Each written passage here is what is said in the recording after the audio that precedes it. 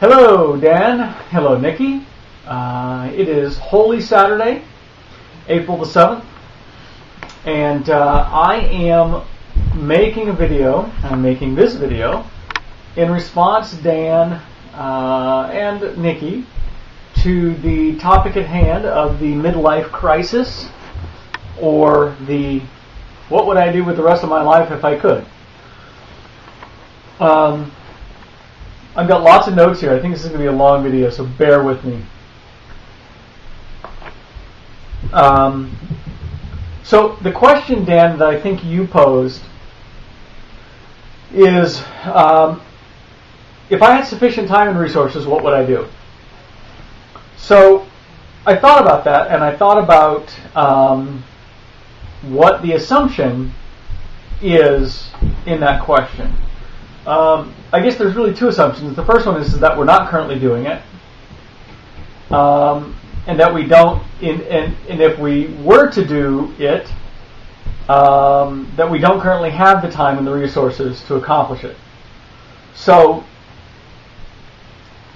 in thinking about that, I decided that the first thing I needed to figure out was what it is I would do or want to do, and then decide whether, based on that, I had sufficient time and resources to actually do that thing.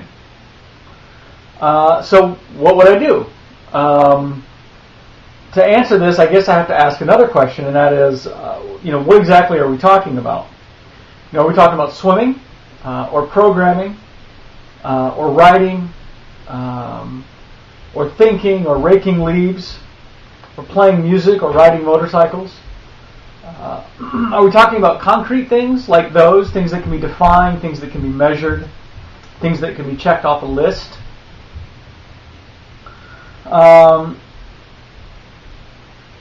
Because I think that I really want to swim more, and I do. But what will I have achieved if I do that? If I want to play more music, and I do play more music, what will I have achieved doing that? If I want to ride my motorcycle more, and I do, what will I have achieved by doing that? So I guess what I will have achieved is I will have swam more, I'll play more music, and I'll ride my motorcycle more. But I think there's something else going on. In fact, I think we're talking about something else altogether different. Because I don't think these things are ends in and of themselves, but opportunities towards some other end. So what is that other end? What are we talking about? So when I think about achievement, I've often thought of in terms of educational degrees or income or some great job. I find myself envious of those people who have those things, but I'm not certain that any of them would not be struggling to answer the same questions we're posing simply because of a PhD or $500,000 or job as a barista. So I guess based on that, I can't look at an auto mechanic working in Rapid City, South Dakota, and declare his life to be meaningless because he's lived in Rapid City, South Dakota, and repaired cars for 30 years. And I can't look at a captain of industry who lives in New York City and makes $1 million and declare his life to be fulfilled. So where does that leave me? Can we draw a distinction? Can I draw a distinction in terms of quality, in terms of fulfillment, in terms of meaning, between mechanics and managers, between madams and maestros, between musicians and milliners? As I said, I guess I do draw that distinction based on my cultural background. Now, I was taught on some level to associate greater meaning with greater power, greater meaning with greater influence, greater meaning with greater income. And if that's the case, then 99% of us are doomed to mediocrity and misery. So can a life with no power, and no influence, and no income have meaning? And by influence, of course, I'm talking political or monetary in that sense. So I ask myself again, what is it I want to do? I'm not sure I can answer it, though. I want to play more golf, but to what end? And I want to read more, but to what end? And I want to make more videos. And God knows a lot of people ask, to what end? But each of these things in and of themselves holds no appeal. If I play golf every day, I get better, and inshallah, I break 80. What have I achieved? And if I swim every day and I break 2 minutes in the 200, what have I achieved? And if I make more videos and a few of them go viral, even one of them goes viral, and Taming of the Tube gets 1 million hits, what have I achieved? So I can't come up with anything that I want to do that I'm certain would bring greater meaning. So if I can't think of a thing, a concrete thing, that will give my life more meaning, then excess time and resources will do me no good. So rather than think about what I would do, I would rather think about why I would do. So tomorrow's Easter. So I was thinking about Jesus. In fact, I was having this conversation with one of my staff, Katie. She was asking me about the Baha'i faith. And she's a fairly conservative Christian. And I asked her, I said, Katie, what did Jesus say was the greatest commandment?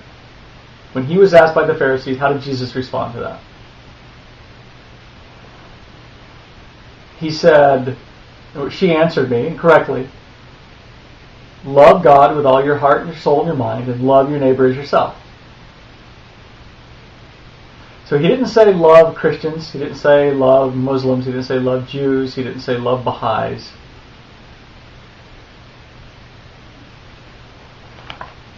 He said love.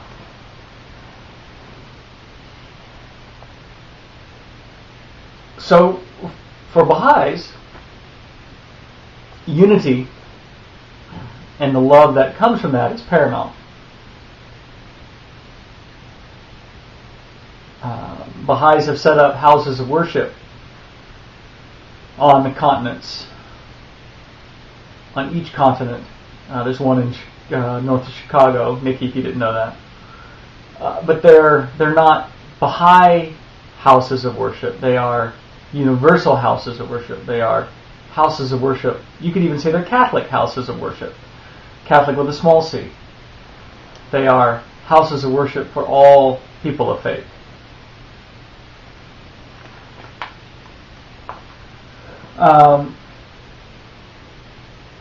For Buddhists, the first noble truth is what? Life is suffering. And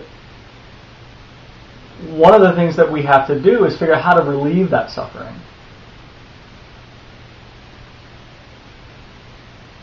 For Hindus, one of the primary principles is unity of existence through love. So,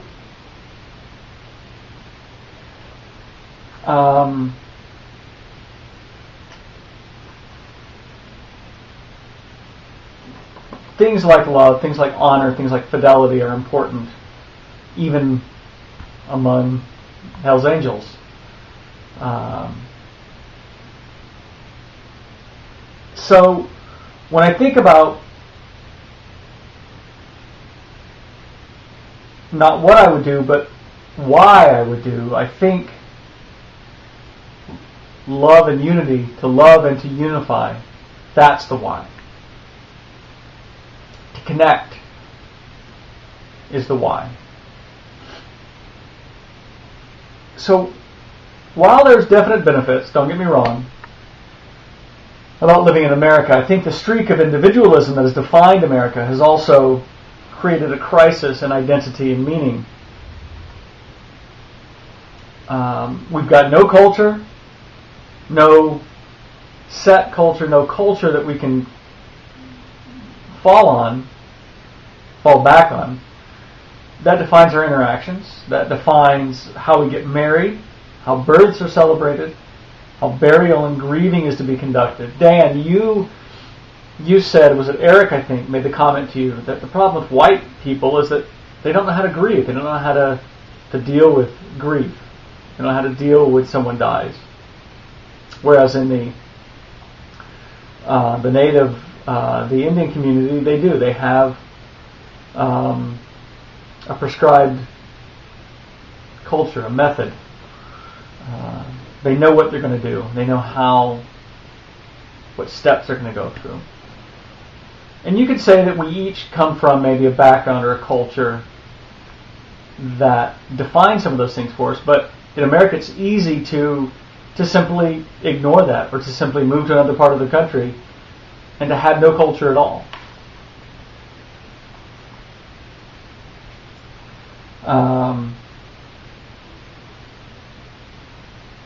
So things are wide open in the U.S., and I used to think that freedom was a great thing. I mean, I certainly have benefited from it and have I guess made the most use of it by not wanting to be a part of anything. But I find as I get older, I do. And as my kids grow up and get older, I do. Because what I find is that I'm unmoored, and I see my children struggling to figure out what to do and where to go. And they don't have a compass either. So I'm struggling to replace, or maybe to put into place, some culture, some consistent things. So obviously family has certainly provided me that consistency. And I think maybe that's why I wanted to get married and have kids so early on relative to my peers.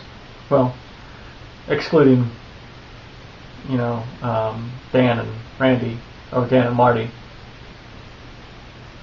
But with family, we've got school, we've got sports, we've got dinner, we've got band concerts, we've got bedtimes, we've got chores. Those are all things that start to create a culture, but I find that Beth and I have really been making them up as we go along.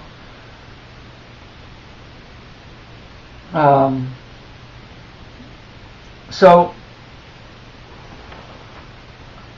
when I think about what it is I want to do, love and unity, those are the things I think I want to do. So when I look back over the last 3 years of swimming, for example, that's something that's obviously been important to me. When I really look at it, at the accomplishments of a fast 500, or having finished the 5-mile race in Lake Minnetonka last year, or breaking 20 minutes in the Trinona swim, or swimming in 37-degree water.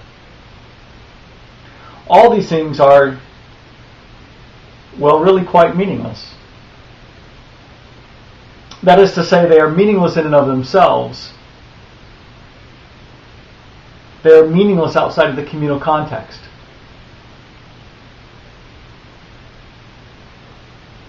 So when I think about swimming the 500 in under 6 minutes, I think about the two brothers from the Twin Cities who were swimming the lanes on either side of me, who also broke 6 minutes.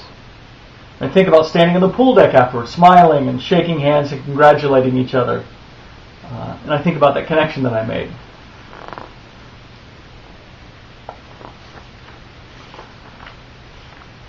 When I remember the 5-mile race in Lake Minnetonka, I think about John, who did the kayaking for me. I think about Sam, with whom I crossed the finish line. And after the race, Sam and I talked and laughed and compared muscle pain. And John and I talked and talked about our experiences, what they were like from each of our perspectives, him in the kayak and me in the water. And then afterwards we went to this great bakery and got a sandwich and, drove home. When I think about breaking the 20-minute barrier in Trinona, what does that do? Well, what it does is it allows me to talk to other people who've been disciplined themselves and have done the same thing, and it allows me to make a connection with these people. Dan, you talked about having dreadlocks.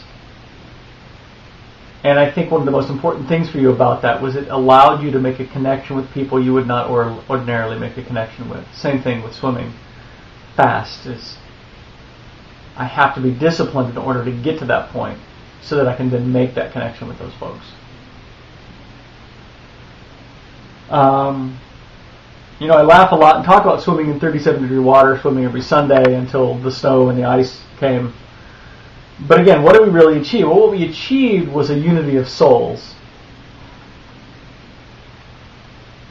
I think that was the most meaningful part. Yeah, I think there's health benefits, spiritual and physical, to swimming in cold water. But by far, what I talk most about when I advertise open water and cold water swimming to people is I talk about the camaraderie, and I talk about the fellowship, the unity of the old and the young swimmers, the unity of the fast and the slow swimmers, the unity of the men and the women swimmers. And every Sunday when we're done in the lake, when we're done swimming, when we're out of the water, we're starting to get dried off, I bring coffee. I bring an air pot of coffee every Sunday. And we all sit around and we drink coffee and we shiver and we laugh and we talk and we connect. Yesterday I had not just a Good Friday, but a damned Good Friday. It actually started off with swimming. I coached the Masters group at 7 a.m. We had 14 swimmers. And what I did is I actually created I don't know if you're able to see this, a 3-tiered workout. I don't think you're able to see it. And everybody did a set of 200s or 150s or 100s. They all had different intervals. But what I did is I synced the times up so like every 10 minutes or so, everybody would be starting fresh. But what I was doing is there were 4 people in Group A, like 8 people in Group, 6 people in Group B, and like 3 people in Group C, however many that is. And I was starting them all together. So each of these groups was swimming as a group. And then there were times when all of them were swimming together. And I was starting them all. Now, it left me on deck by myself, which was kind of a bummer, I have to admit. But it created this unity among these swimmers. And I worked them really hard, and they had that to share afterwards, that connection afterwards.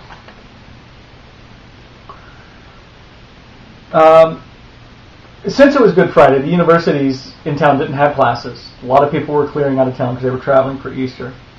So I figured we weren't going to be very busy at work. So I got my stuff done quickly, and then Duncan and I went to Chong's Noodle House, which is a Hmong restaurant known for its wonderful food and incredibly slow service. But Chong, the guy who runs it, is a Hmong refugee who has some pretty harrowing stories about almost being killed in Vietnam.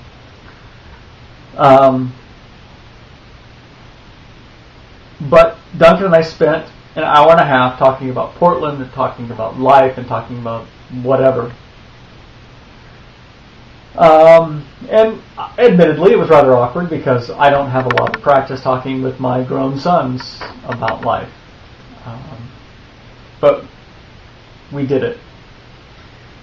After that, I went to Bhaskar's house. Nikki, you don't know Bhaskar, but Bhaskar and his wife Saditha are from India. She's an engineer. He is computer science professor, excuse me. So he had the day off, so he invited me over to play ping pong and watch the second round of the Masters. And I haven't seen much of them because I've been swimming so much, and I was actually really looking forward to it. So I got up there about 1 o'clock. First thing he did is he made chai for me. Yes, he was my chai walla. Savitha usually makes it, but Bhaskar made it instead because that's what Indians do. They make food, they make chai. And then we went and played 3.5 hours of ping pong. Dan, it was something reminiscent of the 5.5 hour tennis matches we used to have when you and Sarah lived in McCleary.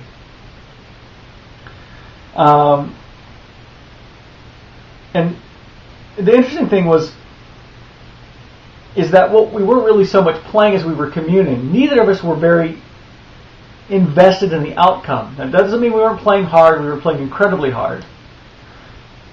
We both wanted to win, but we were more invested in the quality of the play and the quality of the sportsmanship. And it was really a wonderful, absolutely wonderful 3.5 hours. So, would I like to play more ping pong? No, not really. What I want to do is commune with Bhaskar more. Ping pong's just the conduit for that.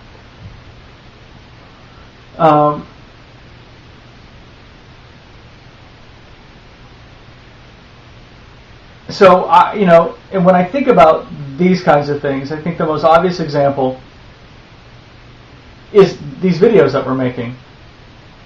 I don't think we're making them because we're trying to become Spielberg, which is a good thing. I don't think he's freaking out anytime soon. Or because of millions of people watch our videos. I think we make these videos because we're trying to create a connection with each other. When I explain the nature of our video making to other people, or try to anyway, very few get it. Because they're evaluating what I'm saying as entertainment. I try to explain to them that it's not entertainment, it's communion. Then their phone deedles. They simply must answer the 3-word text that came in and send their own text with a handful of words. And then the connection there is lost. But I really think the value of what we're doing is about love and it is about unity. It's about commitment. Because we are committing ourselves to this culture. And it's personal, and it's meaningful, and it's one person connecting with another person, connecting with another person. And we're talking to each other with the expectation that we'll get an answer. And we're talking in depth, and we're talking about things that mean something, even when we're making fun of each other. There's a commitment and there's a responsibility. And this is actually what I think is the real insidiousness of Facebook. Under the guise of it being social and networking, there's no personal connection. It's faceless. It's impersonal. It's almost anonymous. There's no commitment. There's no responsibility. You can't have meaningful personal connections with 1,000 people simultaneously. I think you'll lose your soul like that. So what do I want to do more of? That's the question. First of all, let me say, I don't need any more resources and any more time than I already have. I want to play more ping pong with Bhaskar. I want to swim more with Glenn, with Boris, and with Kay, with Harold, with Kurt, and with Aaron, and with the Kevins. I want to make more lattes for Randy and Michelle, for Donald, for April, for Vanessa and Juan, for Mojgan, for Shadow, for Jesse and Willie. I want to eat at Chong's more often with Duncan.